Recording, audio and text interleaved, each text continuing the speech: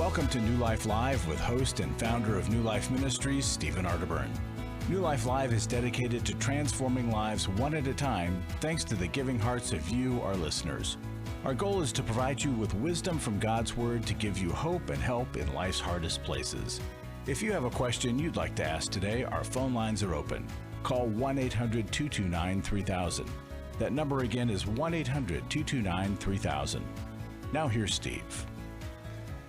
Hi everybody, welcome to New Life Live. This is really a special program today because I've got a great guest. He was on before, and I just thought he did such a great job, and much of the feedback that we got from you was he did such a great job, and so a lot of people don't do a great job, but he did, and we love him. Dr. Ron Archer is with us today. Ron, welcome, my friend. Well, thank you, Steve. I'm honored to be in your beautiful studio. And joining us is Dr. Jill Hubbard. She's in our Lake Forest studio there. And Jill, hi, guys. Hi, Jill. Jill says she is Ron's new biggest fan, and there's a reason for that. I am. I'm so excited to be on air again with Ron, because when he was on June 1st, okay, that was a day that was a big decision day for my family. And I came to radio not knowing the outcome of our decision. And it was final college decision day. And my son was in a quandary because he had chosen a school, and he's like, but Mom, nobody's heard of this school, even though it's a great program. Yes. And lo and behold, Ron, you went to Baldwin Wallace University. Yellow Jackets all day. Yes. Class of 85, baby. I couldn't get out of here fast enough to tell my son, and he was so excited. So. I was the first black student body president of that wonderful university. That is it's a great awesome. That's awesome. Well, and I told him, I go, look, if this man of God came out of that school, then there's hope for you. Yes, make sure I get his information because I can visit with him and help him out so great. as he adjusts to the environment.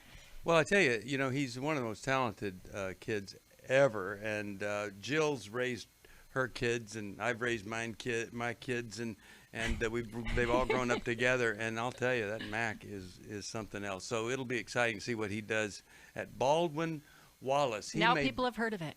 Yes, that's right. They have.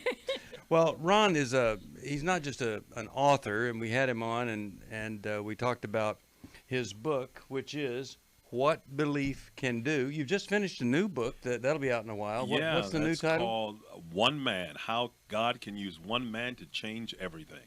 One man, with the assistance of a lot of women, can change everything. Yes. And I'm sure that's in there. But he's also, he's an executive. He's been an NFL consultant, military leadership consultant. Between you and your wife, Rachel, you guys have conquered the world. You've traveled everywhere, and I'm just grateful that you're here. And so if you want to join us on the radio, it's 1-800-229-3000. And you can call us about anything. One of the things that Ron and I are doing today is, people have said, why don't, in response to all of the rioting and all of the unrest and the reality of discrimination in America here, and that being equal is not equal here. It's unequally equal. What can we do about it? And I talked to Ron, and we decided to get together and do something about it, write a book about it, and share our experiences and our wives' experiences that might peel back a layer or two of unawareness. So that's what we're doing together. So if you have a question or a comment you want to make about anything surrounding the tragedy of a man being murdered on video in front of all of us, it's just horrific what has happened, and then the reaction to that. You can call us about anything, but I'm telling you, Ron is a wise man that has some insight that maybe you've never thought about before. We'll get him to talk about that a little bit right after the break here. 1-800-229-3000. You can go to Facebook Live. You can watch it live. We're right there. We can even see ourselves now. So come join us for New Life Live. After I found the pornography on the internet, I said you either get help or I have to leave this household. Every day, thousands of women discover their husband is struggling with sexual integrity.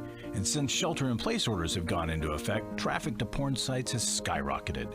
New Life's Every Man's Battle workshop can help. I believed that I could do it on my own. I just believed if I tried hard enough and pulled myself up hard enough by my bootstraps, I could do it. It was a battle that I'd had all my life. I had to get help. The Every Man's Battle workshop can be a trip to the sexual addiction emergency room.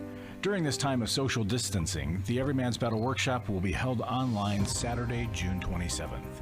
Find sexual integrity, accountability, and connection. Register now to reserve a place at the Every Man's Battle online workshop.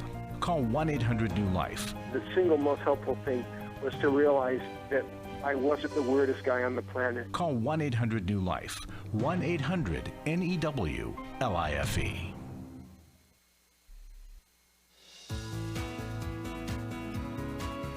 To find out more information about New Life or to order any of the resources mentioned on today's program, call 1-800-NEW-LIFE.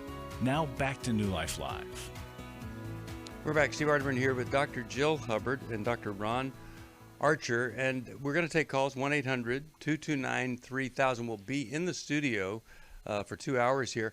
But let's start with, Ron, we talked a little bit about the difference in our experiences here in America. And maybe you could just give us, before we go to calls, give us a little insight into the difference but growing up or the existence in America as a person of color. It's not the same.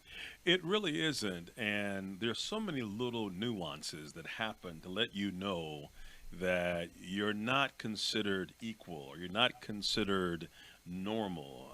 Give you an example. We lived in a pretty affluent white neighborhood outside of Cleveland, Ohio, and I got my son a convertible BMW for his birthday. And, he's a pretty compliant kid and good-looking guy, football player. And so he's driving this car, and within the first 6 months of him driving that car, he was stopped no less than 26 times by the police, not for speeding. There was no ticket ever given, just to make sure they would ask him, is this your car?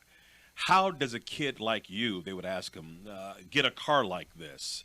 Was it stolen? And he would simply, of course, being polite, no, sir, my dad bought it for me for my birthday. And this happened again and again. And he would come home crying. He says, Dad, what is it about me? Do I look like a criminal? Do I smell like a criminal? Why are the police, majority white, stop me for just driving my car? So I had to go to the police chief and tell them, you know what, this is a picture of my son. This is his car. Give it to all your police officers. He's okay to drive his car. And that's just a reality that a lot of people in the majority population would never have to deal with. And we call it the black tax. It's an extra tax that you have to pay in order to survive in a country that we love. Yeah. Okay, so here's the other thing about that. Yes. Horrible inconvenience, being stopped over 26 times in 6 months. That's part of it. Also, though, just never being given the benefit of the doubt, always being doubted. But here's what I do think is a reality, probably in his heart or mind, is this might not go well.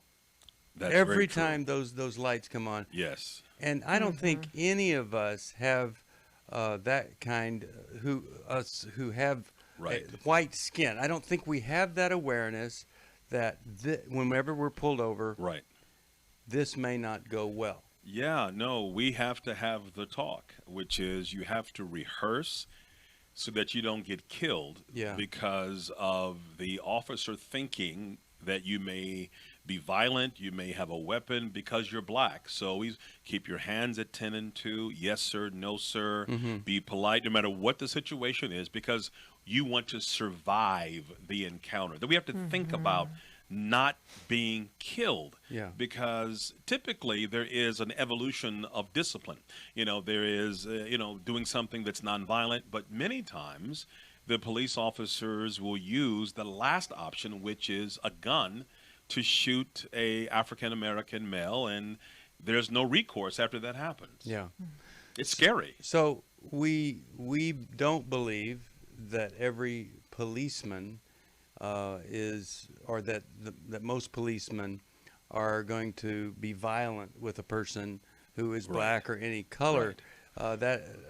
We love what police officers. My cousin is a detective in D.C., so I love. My father was a county prosecutor, so I love and respect the police. And we have a history though of these things continually to happen, and it creates a narrative. We're just talking about trying to help everybody understand a little bit different reality. Yes. No matter what. And so if we could understand it or listen to it and try to understand what that would be like for now what that causes in your heart and in your mind to think and feel about yourself. Right. Then if we spend a little time there, we might want to do something to change That's that right. for all of the great, wonderful kids who are going to grow up and maybe they have black skin or a different color skin. Right. And God's created them with all this talent. Yes. And we want that unleashed on this It'll make world. us a better country. Right. Not worried about driving a car that's too nice and might cause them to be pulled over. All right. I'm so glad. Well, we can talk more about this, and we will. Let's go to Mike, and he listens on WRGN. Hi, Mike. How are you today? I'm fine, thank you. How could we help? I'll get to my question. Well, first of all, I'd like to thank you for your great ministry. I've supported it for a long time, and I've referred many people to it for help. You do a wonderful job. Thank you, Mike. My problem, finally I've come around to a problem where I need to seek out some help. Okay. My problem is, this is my third marriage. I lost my wife through death, and my partner has lost her husband through death, and we connected up together. And my problem is I lack a desire for physical intimacy with her. Mm-hmm. And I do have a physical problem in having ED, and I also have an emotional problem. Okay. So how can I get straightened out? Okay. Well, I so appreciate your honesty. I appreciate you being open about this. Now, first of all, I'm just going to ask two questions I would ask anybody. One is about, have you tried medication about the physiological problem? Have you done that? And has it had any impact? I have. Okay. Does it help? I've very little. Okay. The second question I always need to cover is, tell me about any involvement at any point in your life with pornography. Never really been involved with pornography. I did get into it when the computer first came out, just searching, but never got into any kind of hardcore pornography. I've been a minister and I've preached against it, and I've also realized the dangers of it. I've seen many young men and women caught up with it. So I know it's something you shouldn't get involved with, and I'm not involved with it. Okay, good. At all. All right, then that leads me to the third question, and then I'll turn this over to Jill, see what she has to say here. But do you have a sense of why it is that you're not interested to be intimate with her? Any thought you have about the source or the cause? I do. When I was with my second wife, we were very, very close. And she used to say to me often, please, if I die before you, do not bring another woman into this house, and do not get involved with another woman. Wow, that's heavy. And I said to her, well, our vows extend to till death do us part, and that's not kind of a fair thing to say to me. Good. I'm glad you said that. Good answer. Response. I said that so many times. Yeah. Okay. So that makes some So sense. there. that complicates things, Mike, because you're right. Psychologically, there's someone else in the bedroom with you. Yeah. And, if I had more time with you, I would want to explore all that happened around her death and the feelings that you had in that relationship. And then how soon you married your new wife. Right? And it's complicated because you have the ED issues and you're not finding enough medical relief from that. That also creates an embarrassment, a sense of shame.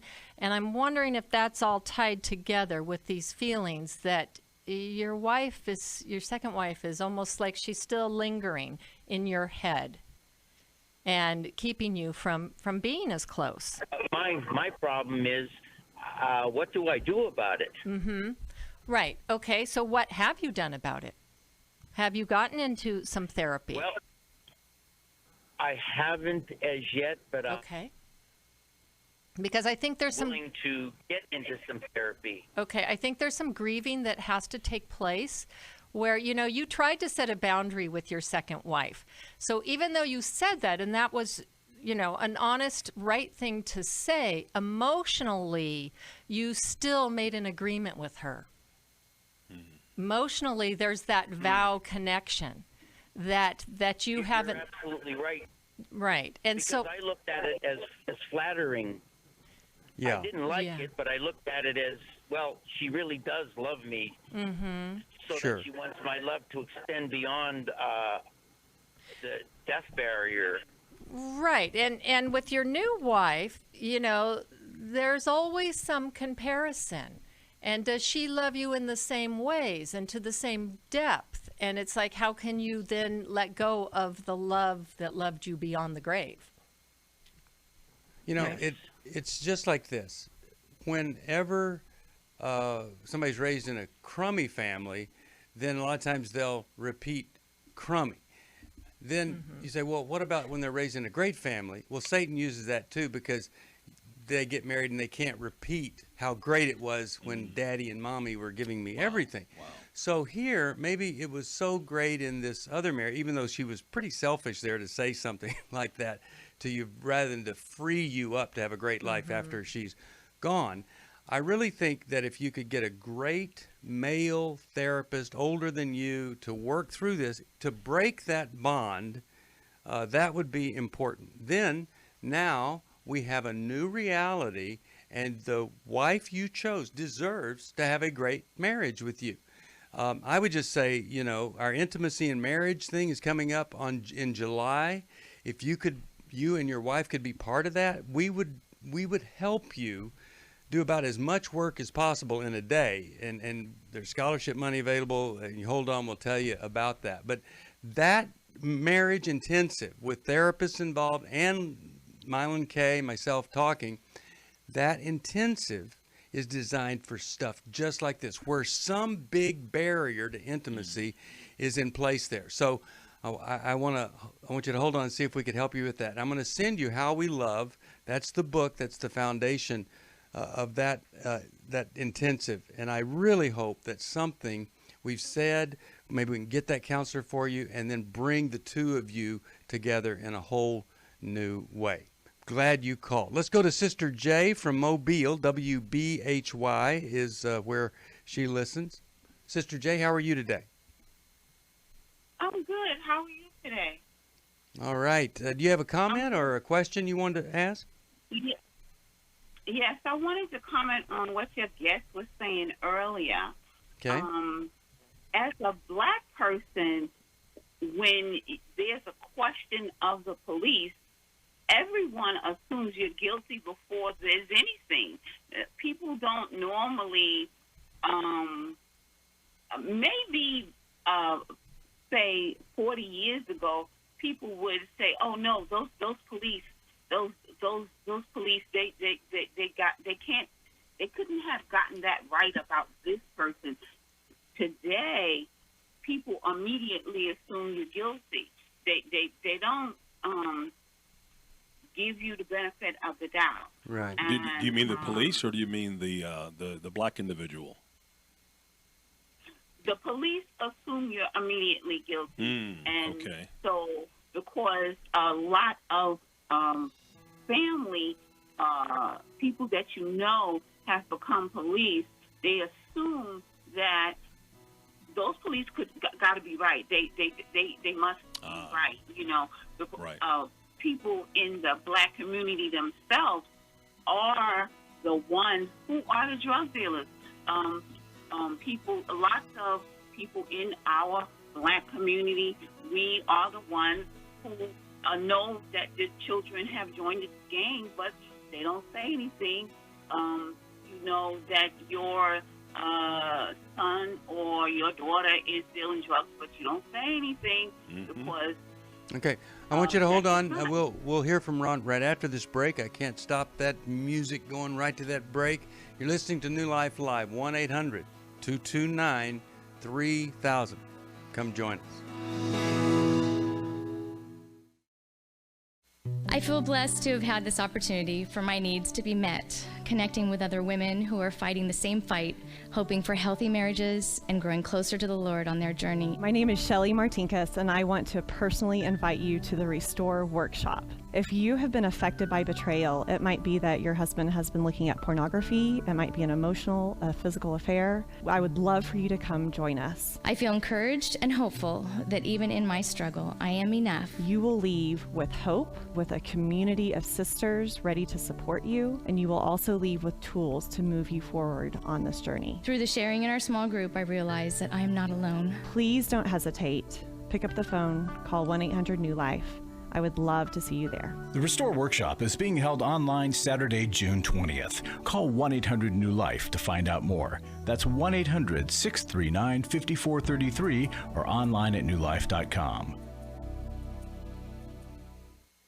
Hi, this is Steve Arterburn, and for 30 years, New Life has been the most trusted name in Christian counseling. Your ministry has saved my life. If you struggle with emotional hurt, family or marriage problems, the pit of depression, or the pain of addictions, we can help. I'm down 100 pounds now from what I was. You guys are awesome. You're a blessing to America. Our treatment programs provide clinically appropriate solutions from licensed professionals, all in a biblical framework. I have had problems with alcohol. I think God has ordained this place to be His. You don't have to be a prisoner of your pain. Help is available at 1-800-NEW-LIFE. She tells me that I'm a new man, and I feel like a new man. It worked for me, and it can work for them too. This time it is different. If you're ready to take the first step toward genuine spiritual and emotional healing, please call us today at 1-800-NEW-LIFE. God can open the door to a better tomorrow right now.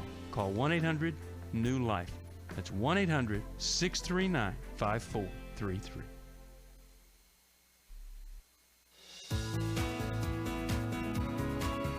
We'd love to hear from you. If you have a question or a comment, call toll-free 1-800-229-3000. Now back to New Life Live. We are back, and Ron, you heard what she was saying Yes. there. Any comment about what she's saying? Yeah, we have to take as a black community tremendous responsibility for our community. For example, 72% of black children that are born in America are born out of wedlock and are raised by a single-parent home. And we know that 80% of the social ills come from single-parent homes. Yeah. And so we must take responsibility for mentoring and coaching and raising. There's an old saying in the black community, black mothers tend to raise their daughters but spoil their sons and not teach them the same kinds of principles that they teach their daughters. So we must take responsibility as well. And I think another thing that does happen, not intentionally, but even, and this is my theme throughout life, Satan uses everything. Yes. And so when a mother steps in and does a good job as a single mom, she is also modeling, I don't need a man. That's right. And so the daughter grows up seeing, hey, same thing. I don't need a man. And so even in the best of circumstances, Satan uses that fatherless condition. And so what is one answer to all of our problems, no matter the color of your skin, is fathers need to be fathers. They need to stay. Don't leave, don't divorce, don't run away, That's right. and raise those those boys. We say, don't be breeders, be leaders in the home. There you go. I like that. That's very good. I like that. All right, let's go to Brenda, and Brenda is calling us, I think, from Quakertown. She listens on WBYN. We love that station. Hi there. How are you, Brenda? How can we help today? Oh, right now I'm not doing very well. I called you guys last year when something happened in my family. I don't know if you remember the case of my son beating up his wife and his son with disability with a hammer. Oh, my mercy. And so he went to jail. Anyway, the point of it is I'm raising two of his kids. Okay. And, oh, God, dear Lord. Take your time. So he's So been sad. released today. It just came out of the blue. They let us know. We don't want the daughter and the son that we are raising to get in contact with him. You might ask why? Because while he was in prison, we found out that our daughter, that is 30 years old, told us that he sexually abused her for 6 years when she was growing up, and we didn't even know that. So he already said one time that when his daughter grow up, that he was gonna, put a camera in her room to find out how she, So anyway, the point of it is that now how I'm gonna communicate that to the daughter more than the grandson that we're raising, because he's a child with disability. He's 13 years old, but mentality of a 5-year-old. So we're not gonna explain that to him. But she's gonna ask. She's 11 years old. Why I can't see my dad? And we are not going to risk it.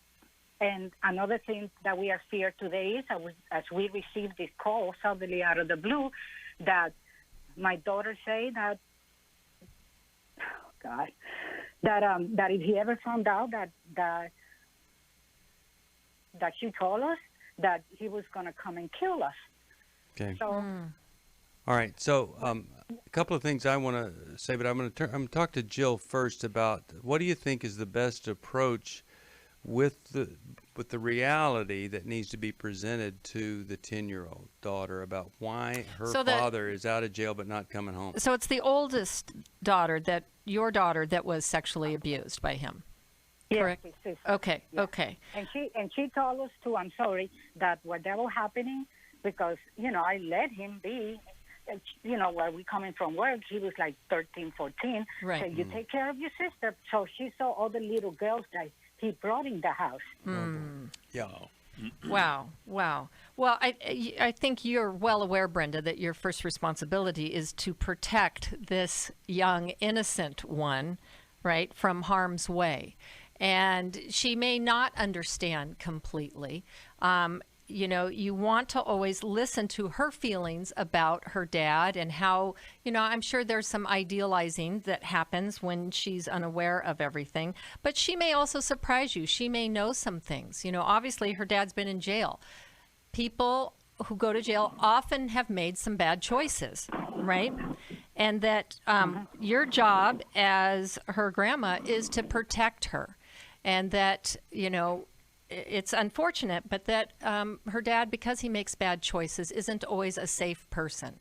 And we can love, people that have issues and have problems, but we also want to, be wise about how we engage with them. And so, I don't know, Brenda, there might be a way to have monitored visits, because it's understandable she might. No, there's none of that. Okay. Well, let me jump in, and then I'll have you comment, Ron. But yes. If this was my situation, I think here's what I would say. Your father has been, he's in prison and he's getting out. And we were hoping he would get enough help where he could come and be dad again and be in our lives. But he hasn't gotten enough help while in prison. And so we're going to be encouraging him to get more help so he'll be safe to be with you. And I would also say, knowing the 10-year-old, how much they're able to comprehend, say, we're going to be praying for him and pulling for him, but our priority is for you to be safe and secure. That's the number one priority. And your dad still has some problems with making good choices. I might start there. We'll be back right after this. For most of my life, I've been dealing with an opiate addiction. Why is opioid addiction quickly becoming one of our nation's biggest killers? Maybe it's because it isn't only those who are addicted who are in denial. We did what I see so many parents do, is it can't be an addiction. There's something medically wrong. It's impossible to solve a problem when you don't know what you're up against, and families will try to find any explanation except the one that will put them on the right path. Alcoholism and drug addiction is a family disease. It doesn't affect just the individual. If someone you love is abusing painkillers, know what you're up against. It's time to admit it's addiction and seek treatment.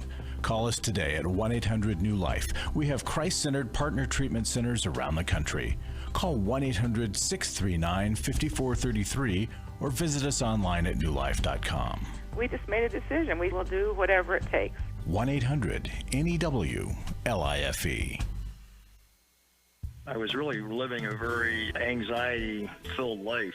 I turned on New Life, and the topic that day was about anxiety. And just by listening, I got relief. You can help New Life Live stay on the air by joining Club New Life today. When you sign up to support us monthly through Club New Life, we'll send you the Transformation Welcome Gift, which includes a personal-sized Life Recovery Bible, a Life Recovery Journal, and 5 Life Recovery Workbooks. Plus, there are ongoing benefits like access to the Club New Life video library, the monthly Club New Life CD or download, quarterly resources, free shipping on purchased resources, and discounts on workshops. I did go to Take Your Life Back. That's been immensely helpful to me. That's why I continue to support the ministry with the hope that not only am I helping my own situation, that I'm helping others as well. Support Club New Life, and together we can help hurting people find help and hope in life's hardest places. Call 1-800-639-5433 to join Club New Life today.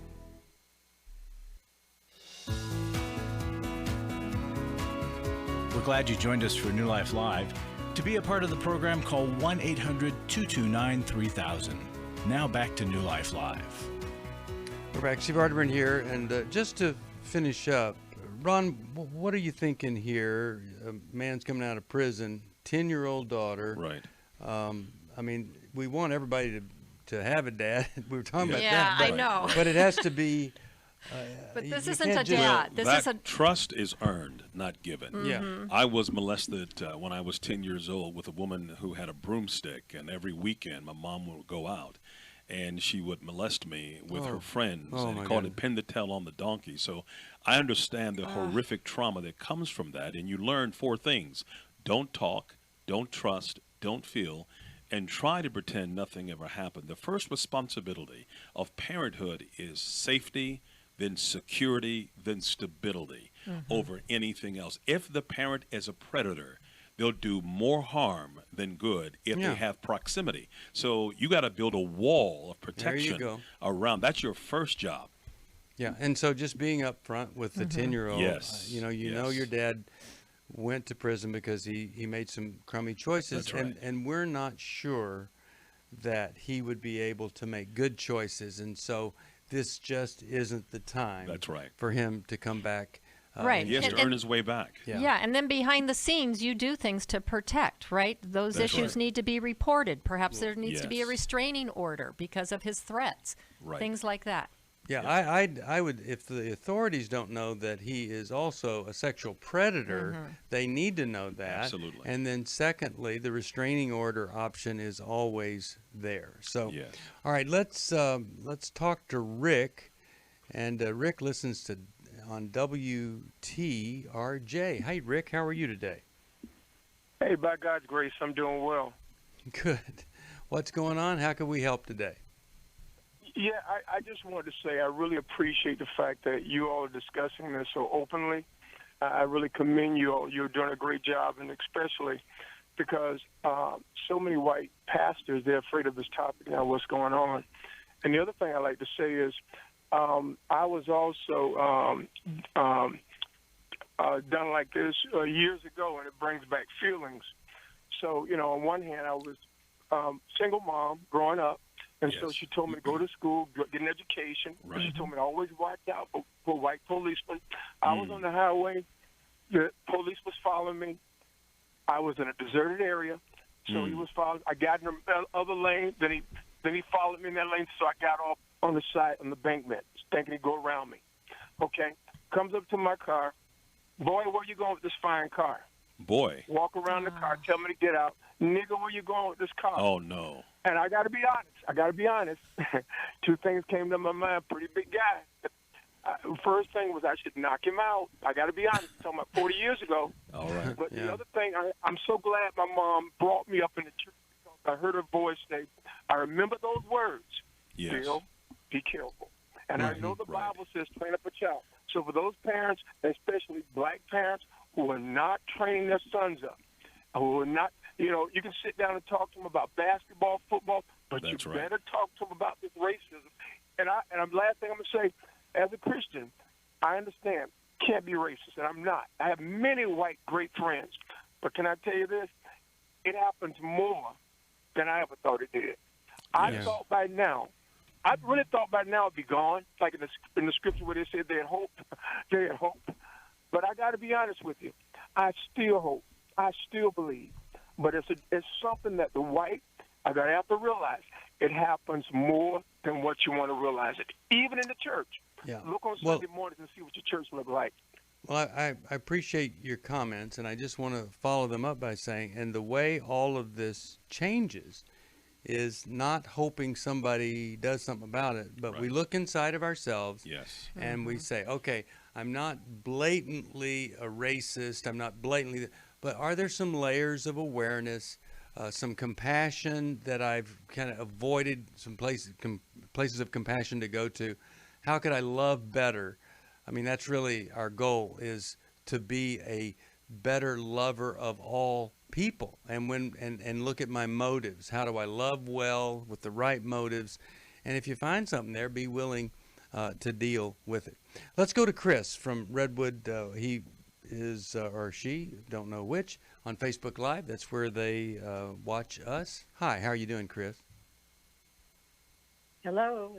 Hi. Am I on the air? You are. Yeah. Welcome. Okay. How could we help? Well, first of all, I want to thank you for taking my call. Sure. And I love New Life. I'm a club member for many years. Thank you. And I did Finding Freedom last year, and I'm in an after group with Alice and all the women that I was in the group with. It's been great. You're just part of the family. Yeah, I am. I do feel a part of the family, and I've never felt that way with any group of people before that I haven't actually met up close, except for Alice, because she was our group leader. My question today is, I have a family crisis. My niece's daughter, my grandniece, and I raised my niece for about 10 years. Her daughter is 11 years old, and this is her second suicide attempt. And she was 5150 last week. She was supposed to be coming home yesterday, and she said that if she comes home, she's going to try to kill herself again because she hates her mom. We were going to have her put into she was going to go into, where you go on to Zoom for help. But now they won't take her. We're looking for residential, and it's just a mess. This is her second attempt. She's also, I've heard, been cutting, and her mom finally just got out on her own, away from my sister. She's lived with her most of her life, since she's had her daughter. And there's just so much dysfunction in our family. Okay, let me ask you quick question. Quick question. What is your question for us specifically? Because specifically is any recommendations, because I have called a couple of places for residential. We have two problems: one, COVID; the other one, her age. They won't take her in one place until she's 12. Yeah. She'll be 12 in a month for, I guess, insurance and purposes. And so I'm looking into places to place her, or just some help for this young lady. Little clarification. Are you saying that she could go in at 11, there's just not insurance coverage for the first month? Right. And I said, can't you plead that? And they said, no, they won't do it for liability. And it's an emergency situation. Yeah. I would be encouraging them to let someone pay out that first month's expense over time and admit her as soon as possible. And if, it seems like if there's no way for that to happen, that might not be the right place, because usually folks will work with someone that is in this desperate of a need. Jill, what are your thoughts? Well, she's still here? Suicidal, Yeah. right? Because she's threatening that. So even if it's just to kind of, get her way on things, you take it very, very seriously, and especially with the past attempts and the fact that, cutting doesn't always mean someone's suicidal, but that along with the attempts, this girl is really crying for help. This isn't a time to put her back with her mother, obviously. They need a lot of space to kind of sort through that before there's some reunification. And she does sound like a candidate for more intensive, longer-term help. So when people are 51-50, if they're still not safe, then they go on to a longer hold, and maybe that's what needs to happen. Yeah, for the interim. I would hate for her to be discharged. Well, no, No, discharge at this moment, and she does need longer term help. But where she's at now in the hospital, the psych ward, she's around older kids that are, I don't know if they're the best influence. Right. She's been saying things that her mom's kind of going, oh my gosh, I don't know if this is the right place for her. Right. She hasn't had any discipline or limits on her whole life because her dad hasn't been in the picture. Okay. He's been in and out of. Well, Christina, it's a lot of work to find the best place, but you have to just do the footwork. Right. You have to make the calls. You have to talk with people. You have to keep working the problem to then find the help that you need. And really, you should ask the hospital to help you because they are liable. They should not be releasing her. They have a responsibility, and a wrongful death suit is something that they listen to when you say this could be a reality here. And I would say this, you want to keep her alive, and if it takes her being in a place where there's not very good influence, life is important. So you keep her there versus making it some priority to get her out from underneath influence. Keep her alive, and that may, or most likely, is keep her there until you can find another option for her. I feel blessed to have had this opportunity for my needs to be met, connecting with other women who are fighting the same fight, hoping for healthy marriages and growing closer to the Lord on their journey. My name is Shelly Martinkus, and I want to personally invite you to the Restore Workshop. If you have been affected by betrayal, it might be that your husband has been looking at pornography, it might be an emotional, physical affair. I would love for you to come join us. I feel encouraged and hopeful that even in my struggle, I am enough. You will leave with hope, with a community of sisters ready to support you, and you will also leave with tools to move you forward on this journey. Through the sharing in our small group, I realize that I am not alone. Please don't hesitate. Pick up the phone, call 1-800-NEW-LIFE. I would love to see you there. The Restore Workshop is being held online Saturday, June 20th. Call 1-800-NEW-LIFE to find out more. That's 1-800-639-5433 or online at newlife.com. Hi, this is Steve Arterburn, and for 30 years, New Life has been the most trusted name in Christian counseling. I'm an addict, and I'm trying to get God in my life again. You seem to be able to get to the crux of a problem quickly. Our Christ-centered treatment programs can help you break free to embrace all that God has for you and your family. I just want to thank you guys for bringing me to a relationship with Jesus. There really is help for marital problems, depression, addictions, panic attacks, and feelings of hopelessness. I came back with so many tools to help me prepare myself to fight this struggle and this battle that I have every day. You can start living again today, living the life God intended for you. Help is available at 1-800. New Life. They did care, and they did follow up very lovingly, and it made all the difference in my life. Call us at 1-800-NEW-LIFE. Someone who cares is waiting at the other end of the phone. God can open the door to a better tomorrow right now. Just call us at 1-800-NEW-LIFE. 1-800-639-5433.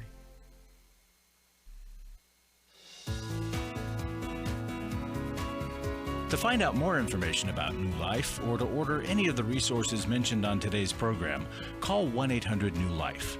Now back to New Life Live. We're back, and here's something that we can do. We can pray for this situation, for this grand aunt and her grand niece here. We can pray for them, and we can ask God to provide wisdom and courage and perseverance. And you know, sometimes people that are on the phone talking at the admission level, they need to go to the top and say, here's a special situation, and you need to encourage them. Please talk to the person that you work for, or the person they work for, and see if there's some kind of exception that can be made. I know how this works sometimes, and you plead. And here we've got a young woman that really, really needs help. All right, let's go to Marie. By the way, if you're on the line, hold on. We're going to do another program right after this, and we'd love to, one that will air on June the 19th. So we'll be talking about a lot of these issues we've been talking about here. Marie from Washington, D.C., WAVA is the great station she listens to. How are you? How could we help? I am well today, Steve. I have been listening to you for years. Thank you for the opportunity to speak.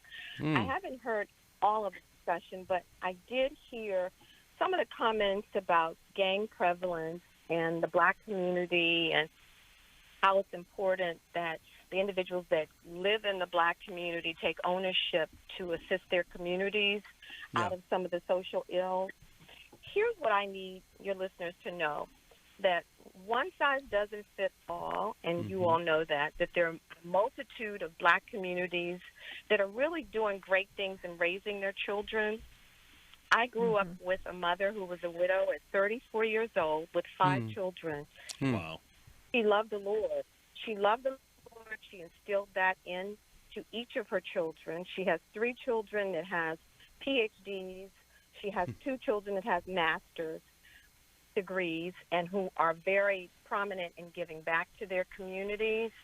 I think it's really critical to indicate that those communities that are striving, it doesn't necessarily mean that you're not living in poverty, because poverty doesn't always dictate the future.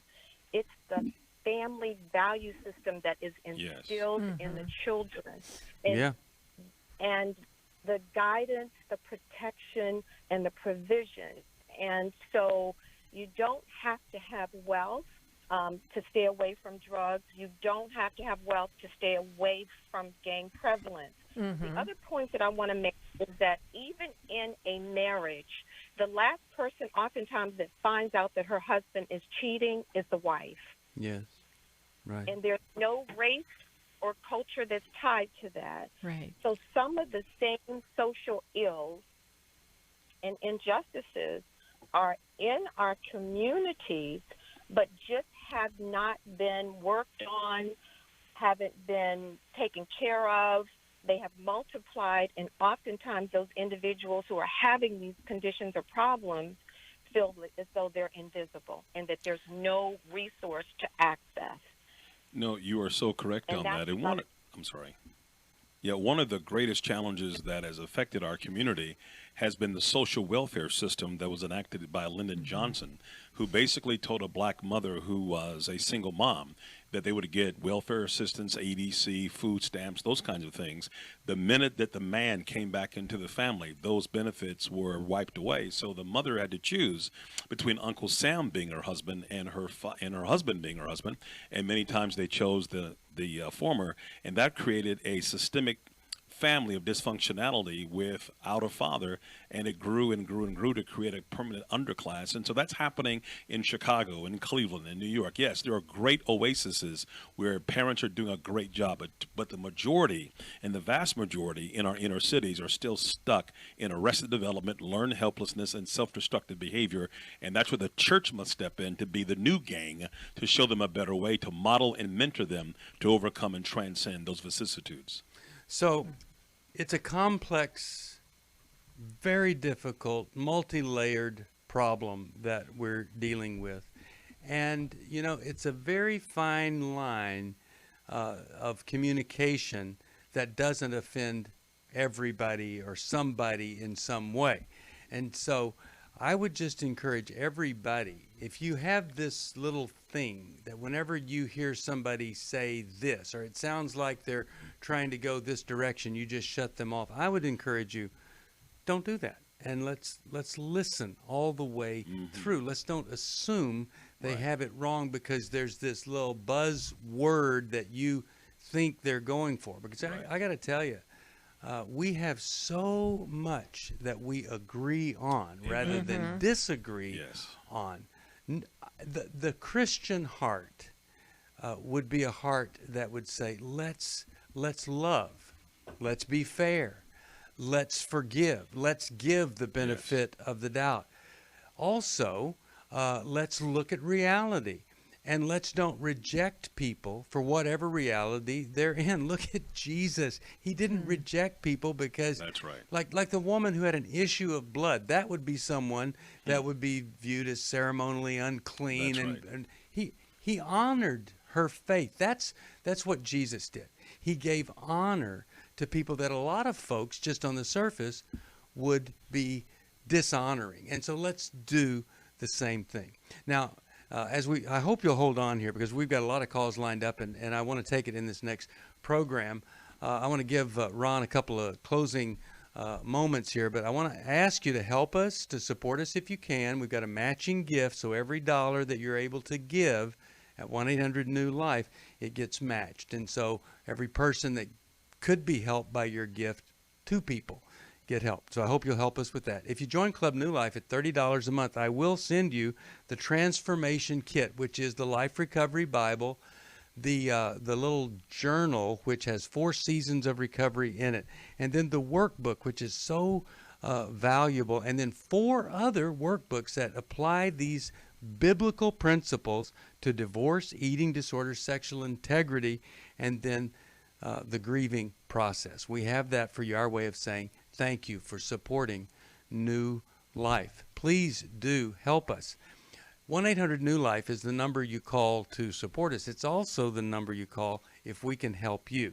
Now, the thing that we have coming up next, of course, is this weekend, June the 20th on Saturday, is the Restore Workshop. And that's for any woman who has been hurt by a man with a sexual integrity problem. And then we have Every Man's Battle on June the 27th. But I'm really hoping a lot of you will go online and join me and Mylan and Kay on July the 25th. And that's our Intimacy in Marriage intensive. Ron, as we close out the program, give us some encouragement or some thoughts to go deeper in this issue of race relations, racism, or just inequity in growing up in America. Yeah, I think attitude determines our altitude and perspective determines performance. And I've learned there are 5 pillars that if we can adopt them with each other, we'll go a long way of healing the heart and the hand and the head and the habits. One is be present, be actively involved in each other's lives, and don't dismiss anyone because their ethnocentric ideology is different from yours. Second, be attentive. Ask good questions without being defensive for the answer. Be attentive. Thirdly, be affirming. We're all equal in God's eyes, neither Jew nor Greek nor slave nor bond. There you go. You know, so you have to be present, be attentive, be affirming, be consistent of learning, listening, and growing. And lastly, be committed. We want to separate the difference between casual involvement and personal commitment. The chicken was casually involved. The pig was personally committed to ham and eggs, and we can go up together. Yeah. Let's get it done, people. Well, Ron, it might surprise some people with my attention deficit disorder that I was actually listening to you earlier today, and I heard you say there were 3 things that really made a difference in your life. Jesus Christ, an amazing education, and a mentor. Amen. Let's go out and help somebody. Hey, join us right now, another program, 1-800-229-3000. You can watch it on Facebook Live. Love you. Thank you, Ron. See you next time. Thanks you, Jill. Listening. We hope this program has helped you by giving you insights for handling the challenges you face in your life. We want you to know that we're here for you, but you also need to know that New Life Live is a listener-supported ministry. To make your donation or to get any of the resources mentioned on today's program, call 1-800-NEW-LIFE. That's 1-800-639-5433, or write to us at New Life Ministries, P.O. Box 1029, Lake Forest, California, 92609. Please join us again tomorrow for New Life Live. Hi, Steve Arterburn here. Thanks for watching New Life Live on our New Life YouTube channel. You know, you can see it anytime. Hope you'll subscribe, and when you do, hope you'll turn that little button thing on, the bell, so that whenever we post a new video, it'll ring right through. Now, if you go to newlife.com, you'll see the schedule of when we're in the studio, which is helpful to know if you have a question for the program, or you could go to newlife.com or call us at 1-800-NEW-LIFE. You could do this on the app. I mean, there's so many ways that you can stay in touch with us and know when we're there, because we want to answer your questions. So thanks for watching right here on the New Life YouTube channel, and we'll see you next time. Click here to subscribe.